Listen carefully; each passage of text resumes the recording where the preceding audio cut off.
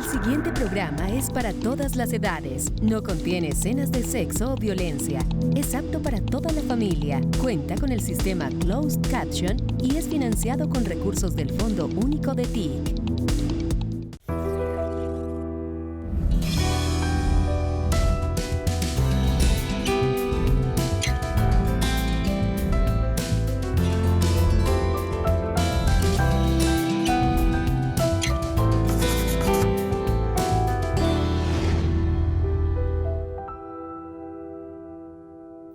Colombia está entre los 10 países con más reservas de agua dulce del mundo. Sin embargo, el Banco Mundial advierte que sin inversiones robustas e innovadoras, nuestro país corre el riesgo de perder ese capital natural. Por otra parte, una de las grandes contradicciones que se presentan frente a este recurso en Colombia es que esta riqueza hídrica no llega a todos los colombianos. Hoy conversaremos con Ruth Maritza Quevedo, ella es directora ejecutiva de la Comisión de Regulación de Agua Potable y Saneamiento Básico. Y aunque suena muy técnico, hacemos la promesa de aterrizar la información. Ruth, gracias por estar con nosotros. Así es, Patricia, muchísimas gracias por la invitación. Bueno, antes que nada, ¿qué tan buena es el agua que nos tomamos o que consumimos los colombianos? Nosotros, así como tú lo dices, tenemos un gran potencial de agua y yo creo que el agua es vida y por eso en parte hemos venido hablando de Colombia, potencia mundial de la vida. Sin embargo, las grandes brechas históricas que tenemos en el país han hecho que primero tengamos más acceso y más calidad de agua en los centros urbanos, en detrimento de los sectores rurales. Pero por otra parte, la calidad del agua, de acuerdo a cada uno de esos territorios, también es diferente. Hay más calidad del agua asociada a territorios urbanos que a territorios rurales y rurales dispersos, digamos. Esto se ha dado históricamente, usted dice, porque el foco de atención se ha puesto en lo urbano y se ha dejado de lado lo rural.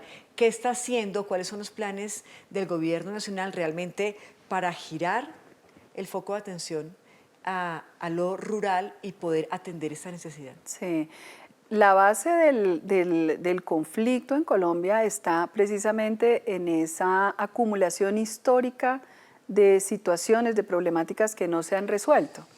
Entonces no es un tema que se pueda resolver de la noche a la mañana, pero el gobierno nacional está sentando las bases para que en el mediano y en el largo plazo lo logremos.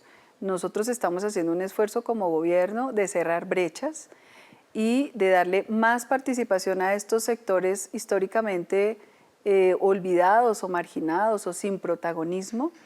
Y en ese sentido, el Plan de Desarrollo, por ejemplo, ha venido impulsando con el Departamento Nacional de Planeación un esfuerzo muy grande por generar una visión de desarrollo territorial, de región, una visión de región.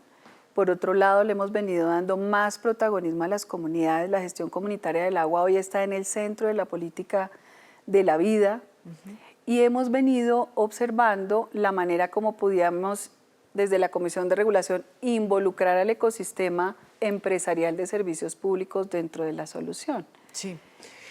Si pudiéramos contarle a la audiencia de algunos lugares concretos que han cambiado, que hoy en día tienen acceso a un agua potable, que tienen acceso a un acueducto, ¿cuáles podrían ser esos lugares concretos? En el cortísimo plazo, el Gobierno Nacional ha logrado una inversión importantísima en La Guajira. Ya hay comunidades que se benefician con agua potable. Hay una en particular que en diciembre de este año se hizo una gran planta de potabilización que va a tener cobertura de más o menos 15.000 personas. ¿En qué zona exactamente? En la zona media de La Guajira. Allí el esfuerzo ha sido del Ministerio de Vivienda para hacer unas importantes inversiones de 16.000 millones de pesos, pero también la gestión muy rápida que lograra dar resultados en ese proyecto importante. ¿Por qué anteriormente no se hacía y por qué siempre escuchamos decir acerca de las dificultades que es llevar agua y agua potable a esta zona del país? Es que también ha habido un problema, y yo creo que no es solo en La Guajira, sino en todo el país, y es que el 80% del agua que se consume es para usos productivos, industriales, minería, agricultura, y apenas el 20% para consumo humano. Entonces, fíjate que hay una gran tensión también de intereses alrededor del agua. Entonces, ¿quién controla el agua? Es hoy día parte de la geopolítica global. El agua, la alimentación y la energía son los tres componentes principales de geopolítica global. Entonces, hay muchas pugnas y tensiones.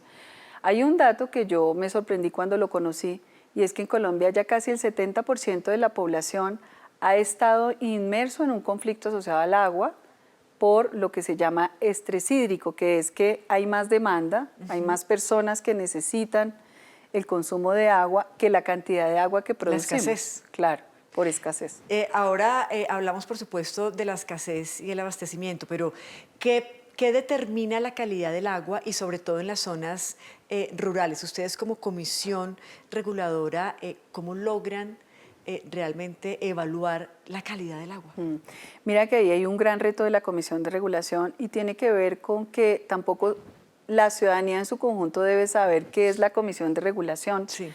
El Que además presidente, es una institución poco conocida, que es una institución poco conocida, en el país. Sí, poco conocida y muy importante.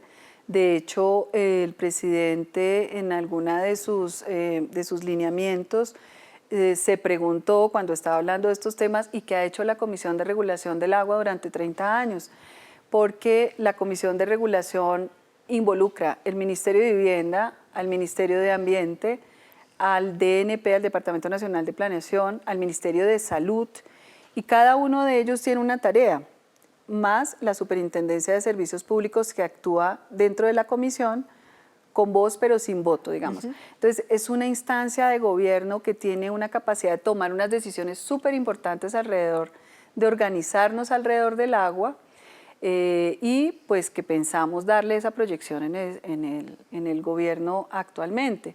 Cuando uno se pregunta por el tema de calidad, históricamente las comunidades han tomado agua cruda.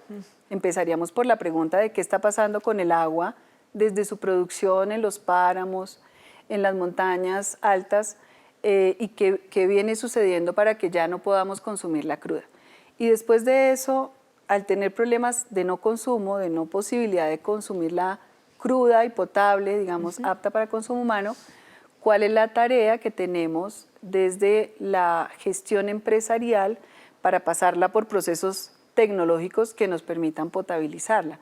Entonces nos tenemos que mover en la integralidad de todo el ecosistema y todo el circuito, el sistema de agua para poder hablar acerca de la calidad. Si uno entra en ese nivel de detalle, pues en todos los puntos del sistema estamos cometiendo errores y nos ha parecido que el agua, así como nos llega y abrimos la llave y llega, creemos que así nace, pero realmente tenemos problema cuenca arriba y también cuenca abajo, digamos. Claro, porque además uno se pregunta si Colombia es uno de los países con más recursos hídricos, ¿por qué sigue existiendo esta agua que no es de consumo humano, que es solamente para riegos y todas las destinaciones, digamos, de la industria? ¿Por qué seguimos sin tener ese acceso? ¿Es un tema de inversión, de recursos, de corrupción? ¿Qué ha pasado? Pues primero una mirada poco integral, ¿no? Una mirada compartimentada, como si se pudiera ver una cosa por ambiente, otra cosa por servicio público, otra cosa la comunidad. Y yo pienso que se habla hoy día de ecosistemas integrales, claro, y de sistemas. Realmente no se puede cortar la mirada de ese sistema. Hace falta más involucramiento de la ciudadanía en general. O sea, el problema no es un problema solamente de las empresas o del gobierno, sino que de hecho, ahora que estamos en medio del problema de sequía, que es el fenómeno del Niño, pues el problema pasa por nuestros hábitos cotidianos de consumo y de cuidado del agua. En segundo lugar, sí faltan más inversiones y como más diseño de política pública que nos permita ubicar dónde son las prioridades de esas inversiones. Y en tercer lugar, yo pienso que nosotros sí podemos generar mayor compromiso de las empresas para con la solución. De hecho, ¿de qué manera? Las empresas son grandes gestoras y tienen información de punta de lo que se está haciendo en sistemas hídricos en el mundo entero. El gobierno no tanto, porque digamos que el sistema empresarial, ¿cómo funciona? Toma las decisiones de política, toma las decisiones de regulación, pero son sus gerencias y depende también de si son empresas públicas o privadas, pues las gerencias van tomando decisiones concretas en su territorio. Entonces son actores que toman decisiones importantes y que podríamos beneficiarnos de esas capacidades y conocimientos. Claro, usted nombraba, Ruth, hace unos instantes el Plan Nacional de Desarrollo, que tiene un capítulo, un tema muy importante de cara precisamente al ordenamiento del territorio alrededor del agua. ¿Qué pueden esperar los colombianos precisamente a propósito de ese Plan Nacional de Desarrollo? A mí me parece que el Plan Nacional de Desarrollo en lo que más aporta es en una concepción integral de la solución de un problema que es, digamos, sistémico, que tiene que diagnosticarse de esa manera.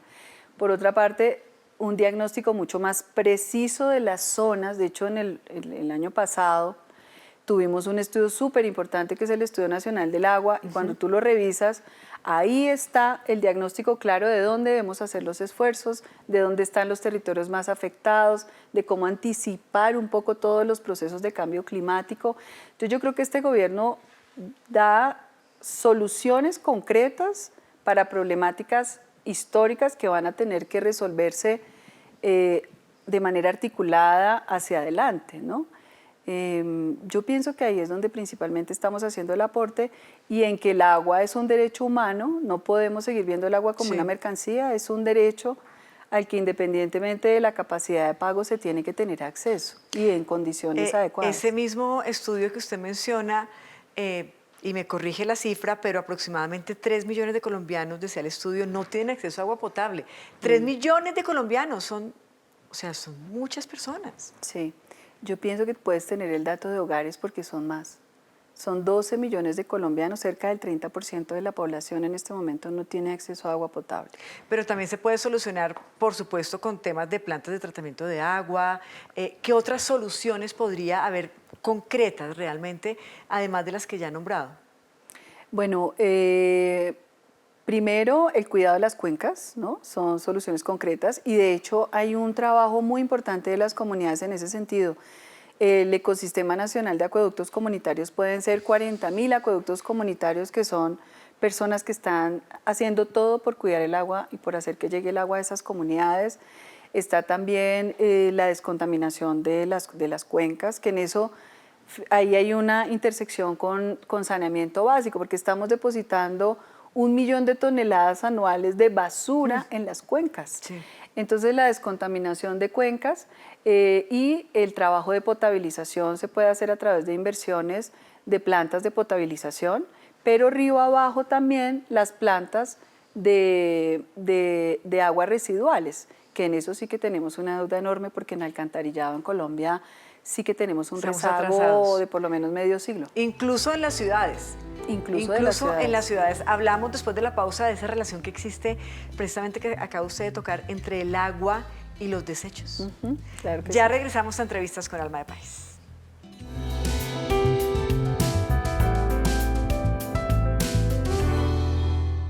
Estamos dando un gran paso. Miles de voces se han unido para lograr que la educación sea un derecho fundamental para todos los colombianos. Yo quiero estudiar para explorar el mundo. Yo quiero estudiar para tener más y mejores oportunidades en la vida. Yo quiero estudiar para ayudar a mi familia a salir adelante. Yo quiero estudiar para ayudar a transformar mi territorio. Súmate y apoya el proyecto de ley estatutaria Educación de Calidad para vivir con dignidad. Colombia, potencia de la vida.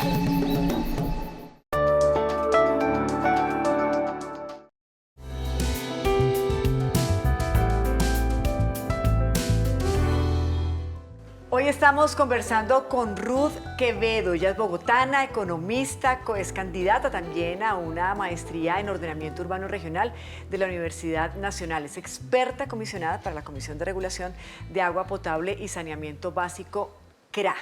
Usted viene, Ruth, de la universidad pública. ¿Cuál es la magia de la educación pública? La magia de la educación pública, y en particular de la Universidad Nacional, es que es el país en un lugar, es el país todo, con todas sus complejidades en un solo lugar, y se tiene la oportunidad de vivirlo y de sentirlo, y también de querer contribuir para mejorar, ¿no? Yo creo que esa es la magia. Y eso es lo que ha hecho usted toda su vida, incluso analizando un poco su hoja de vida, pues estuvo también, hizo parte de la UAESP aquí en Bogotá, trabajando en el plan de gestión integral de residuos sólidos. Tiene clarísimo el tema del concepto de residuos sólidos y basuras en general. Hablemos de esa importancia, de la importancia que existe entre el tratamiento, la clasificación de los residuos, de las basuras como tal, y el agua. Mire, esa experiencia fue importantísima, yo creo que no solamente para mí personalmente, sino para el país. Cuando nosotros llegamos a la UAES fue en el gobierno del doctor Gustavo Petro, y llegamos con una idea que se volvió una idea importante con el paso del tiempo y que se incorporó en la agenda política con todas las dificultades que se vivieron en ese gobierno. Allí nosotros cambiamos ese concepto de basura, pero también el concepto de basura asociado a una gran discriminación donde a la población recicladora se le denotaba como el desechable. Entonces, toda esa discriminación asociada a la forma de gestión de los residuos, le dimos la vuelta y la pusimos en positivo y empezamos a hablar de residuos y empezamos a hablar de recicladores y de gente digna que estaba haciendo un trabajo digno, que aporta muchísimo a las ciudades principalmente. Y en eso hoy día creo que hemos logrado grandísimos aportes para el país. Y habla el gobierno nacional también de un programa llamado Basuras Cero. Cuéntele un poco a la audiencia de qué se trata, porque también está en el Plan de Desarrollo Nacional. Precisamente Basura Cero, en sus orígenes, con esa experiencia en Bogotá, quedó muy ligado a lo que hoy día llamamos la Alianza Público-Popular, que también es otro concepto que quedó incorporado en el Plan Nacional de Desarrollo. De hecho, nosotros produjimos un libro con una entrevista larga del señor presidente hace un par de años, y Basura Cero hoy es un lineamiento de política que no es otra cosa que un indicador para medir qué tanto aportamos con disminuir nuestra huella ecológica en cuanto a que cada uno es responsable de disminuir su producción de residuos y de evitar que entremos en un colapso de país donde los rellenos sanitarios, que no es otra cosa que huecos donde se entierra la basura, que tienen unas chimeneas para que por arriba salga el gas y por debajo salga el líquido, ese líquido que bota la basura, que se llama lixiviado. Eso va a entrar en crisis en menos de una década. Nos estamos saturando, hay una saturación ya de rellenos sanitarios. Es quizá como una... es como una enfermedad ahí latente que tiene la sociedad y que nos va a pasar factura. Usted lo dice, en 10 años, incluso uno lo ha leído, que en menos... ¿Qué hacer para solucionar esto? La solución es Basura Cero. La solución definitiva es Basura Cero. Ya hay un consenso en el mundo. Sí. Lo primero que es Basura Cero es una conciencia de que cada uno produce un residuo y que tiene que ser responsable de qué pasa con ese residuo. Pero el residuo igual existe. O sea, pero el residuo... Usted se toma la bolsa de leche y está el plástico. Claro. Y lo segundo, después de ese problema fundamental, que es el de la persona y de la cultura, porque es una cultura del desgaste de energía la que nosotros estamos viviendo, es ver cómo los sistemas de gestión institucionales o no institucionales empiezan por el residuo orgánico. El 60% de los residuos que llegan a los rellenos es material orgánico, en donde si usted sencillamente en su casa tiene la posibilidad de enterrarlo o una finca donde usted lleve sus residuos, hágalo, porque ahí puede sembrar un árbol, puede recuperar un parque. El famoso compost. Y hoy en día entra en circulación la bolsa verde también en muchos hogares del país. Ya se está hablando de la bolsa verde precisamente para guardar las cascaritas, el residuo de la papa, de la zanahoria, del plátano. Eso es muy importante tenerlo presente. Y tengo entendido también que Bogotá es quizá de las ciudades del país que más reciclan, pero eso hace la diferencia. Realmente de alguna manera estamos colaborando para no colapsar con los rellenos sanitarios. Es que ahí es donde es necesario que, digamos, los ciudadanos sienten, en Bogotá, por ejemplo, eso ha salido en las encuestas, que ellos sacan el residuo, son muy juiciosos, sacan la bolsa verde o en cualquier color, pero digamos separan, y no tenemos un sistema de recolección capaz de discriminar, digamos, cada una de esas corrientes de residuos. Entonces, lo que nosotros íbamos a hacer, y ya la Comisión de Regulación está organizando sus estudios tarifarios, es permitir que en Colombia se desarrolle el mercado, digamos, del orgánico. Y entonces que se pueda recoger adecuadamente, que se pueda disponer adecuadamente. Lo mismo el otro componente que es el seco, que ya los recicladores están allí, que hay que fortalecerlos, que hay que fortalecer sus empresas, que hay que permitirles y decirle a la ciudadanía, entréguele al reciclador, prefiera entregarle al reciclador. Si nosotros hacemos eso, ahí tenemos el 80% del problema resuelto. El 20% seguiría yendo a los rellenos sanitarios. Y de hecho el Ministerio de Minas y Energía también está pensando que con eso que llega a los rellenos se puede producir energía y ya las empresas están también... Así están los países desarrollados. Así están los países desarrollados. Así funcionan. Una pregunta que seguramente muchos están haciendo en casa y es, ¿por qué el servicio de aseo es tan costoso? Que viene en el servicio del agua. Mire, ahí es un poquito más compleja la respuesta, no se la puedo dar tan simple, tan sencilla. Y es que en el 94 se tenía la idea de que a través de un mercado de los residuos se podían disminuir los costos. Con el paso del tiempo en Colombia se han constituido oligopolios, es decir, no se genera un gran mercado muy dinámico, sino que se va concentrando ese mercado. Y en economía, pues una concentración de mercado está asociado a mayor precio. Pero para eso es la Comisión de Regulación y estamos tratando de generar más competencia y no menos competencia. Sí, incluso en su posesión, aquí haciendo un poco de memoria, decía el presidente de la República, tenemos que entrar a ver realmente por qué históricamente los beneficios, digamos, en términos de servicios públicos, servicios económicos, han estado siempre ligados a las empresas y no a los consumidores. Y no a los usuarios, sí.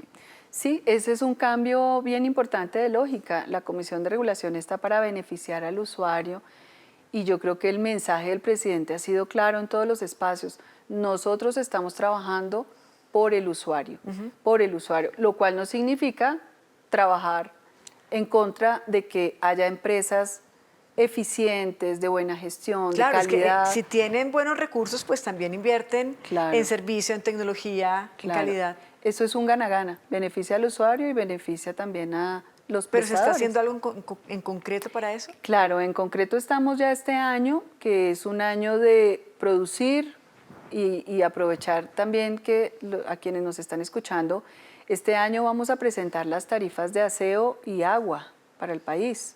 Y es importante la participación de la gente y entender qué es lo que hay allí, porque se dan muchas señales hacia basura cero, hacia mínimo vital del agua, hacia disminución de la pérdida, hacia compromisos ambientales y de cambio climático, hacia economía circular. Entonces yo creo que va a ser un paquete de estudios que nos va a permitir a nosotros producir unas fórmulas que permitan como un siguiente paso, ¿no? Que Colombia avance en términos de... Ruth, ahí mismo hay una disposición para quienes no utilicemos bien el agua o seguramente hagamos desperdicio de este líquido. Hay unas disposiciones y digamos que unas multas para esos ciudadanos. ¿Me cuenta eso después de la pausa? Vale. Atentos a esta información, ya regresamos.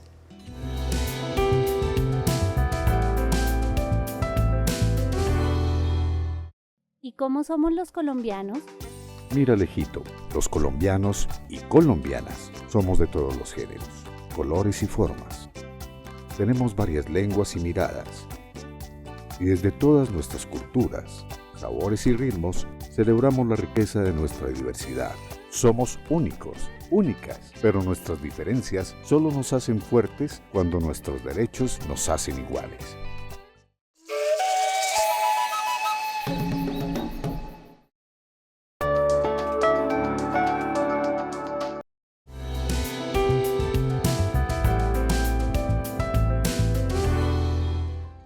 Gracias por continuar con nosotros en Entrevistas con Alma de País y atención, porque la Comisión de Regulación está ajustando la resolución 887 que dice que el consumidor que se pase, atención, del promedio de consumo periódico de agua va a tener que pagar más. Ruth Quevedo, explíquenos cómo va a ser esta disposición o si ya está rigiendo. Está rigiendo la 887, pero la vamos a ajustar. Porque frente al las condiciones de riesgo que tenemos con fenómeno del Niño, necesitamos un poquito más de esfuerzo.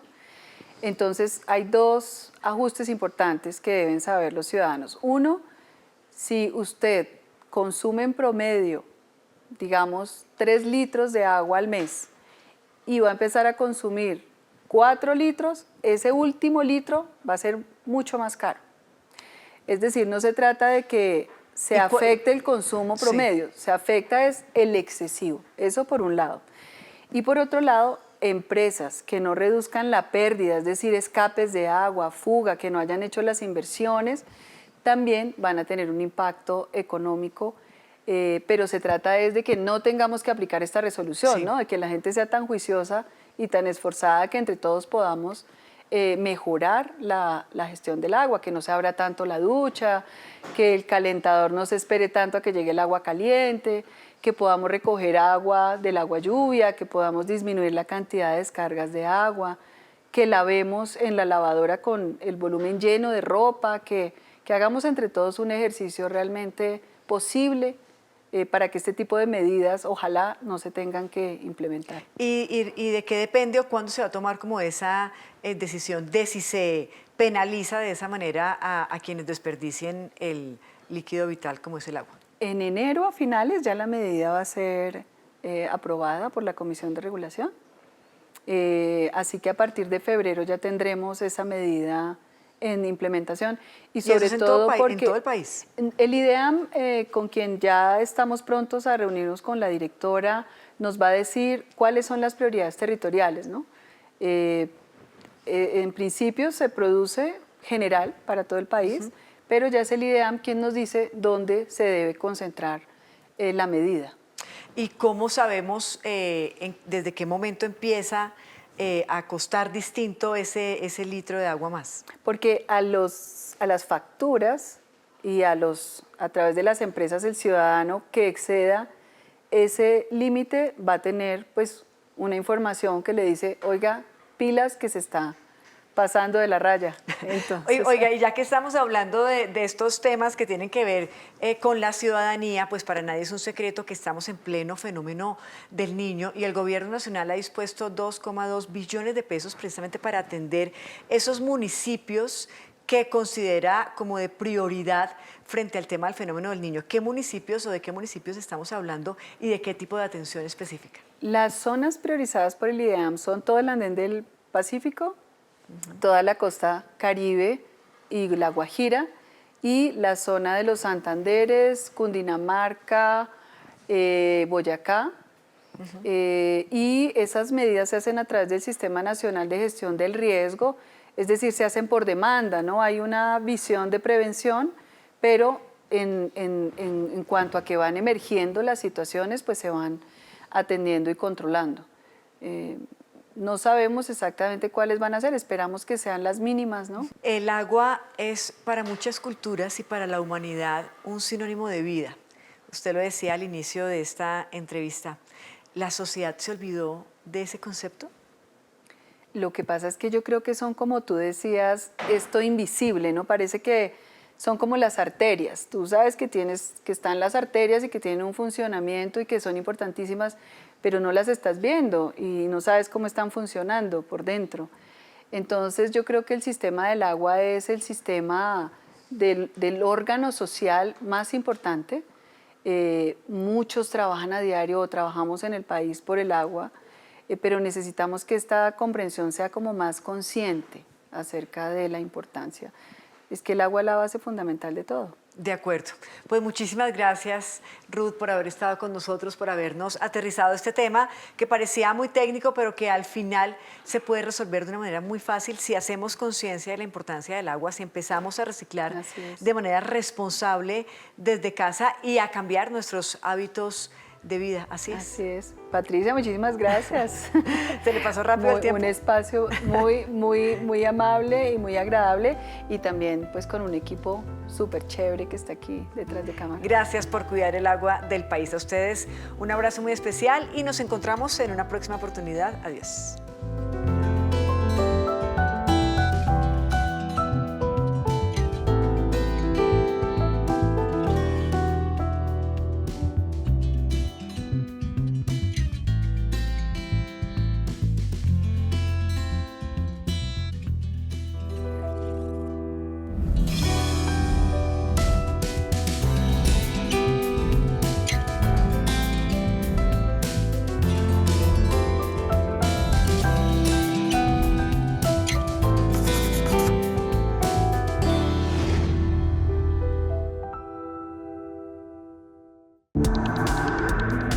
contenido fue financiado con recursos del Fondo Único de TIC.